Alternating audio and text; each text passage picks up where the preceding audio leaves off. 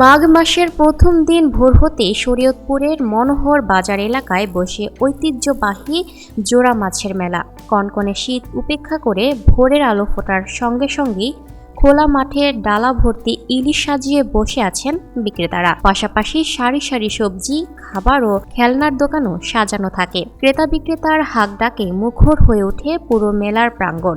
এই মেলার বিশেষ আকর্ষণ হলো জোড়া ইলিশ মাছ ও বেগুন।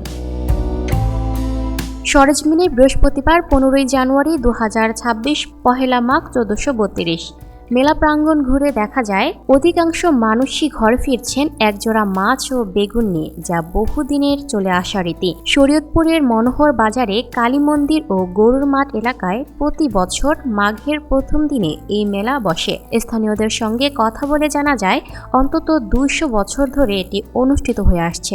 শুরুর দিকে কেবল ইলিশ বিক্রি হলেও সময়ের সঙ্গে সঙ্গে রুই, কাতল, বোয়াল, আইড় সহ নানা প্রজাতির মাছ যুক্ত হয়েছে। পরে যুক্ত হয়েছে খাবার ও খেলনার দোকানও। মেলাকে ঘিরে হিন্দু মুসলিম উভয় সম্প্রদায়ের মানুষের মধ্যে থাকে বিশেষ আগ্রহ।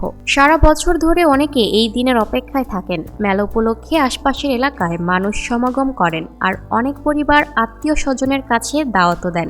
মেলায় এবার শিশুদের উপস্থিতিও চোখে পড়ার মতো। বাবা মায়ের হাত ধরে এসে তারা মিষ্টি, রং বেরঙের বেলুন ও বিভিন্ন খেলনা কিনে নিচ্ছে। কালী মন্দিরের সামনে প্রধান সড়কের পাশে শতাধিক বিক্রেতা ইলিশ সহ বিভিন্ন মাছ বিক্রি করছেন। তবে চলতি বছর ইলিশের দাম তুলনামূলক বেশি হয় অনেক ক্রেতাই অন্য মাছ কিনছেন। তবুও রীতি মেনে সঙ্গে রাখছেন একজোড়া বেগুন। মেলায় অংশ নেওয়া ব্যবসায়ীরা জানান সব শ্রেণী পেশার মানুষ এখানে আসেন এবং সকাল থেকেই বেচাকেনা ভালো হয়। আয়োজক কমিটির সদস্য সুজিত দাস বলেন, এই মেলা শুধু বেচাকেনার জন্য নয়, এটি আমাদের ঐতিহ্য ও সম্প্রীতির প্রতীক। বহু বছর ধরে স্থানীয় কমিটির তত্ত্বাবধানে সুষ্ঠুভাবে এটি পরিচালিত হচ্ছে। ভোর থেকে দুপুর পর্যন্ত চলা এই মেলা শত বছরের ঐতিহ্য বহন করছে। এখন এটি শুধু একটি হাট নয়, বরং সামাজিক মিলন মেলা এবং সাংস্কৃতিক ঐতিহ্যের এক জীবন্ত নিদর্শনে পরিণত হয়েছে।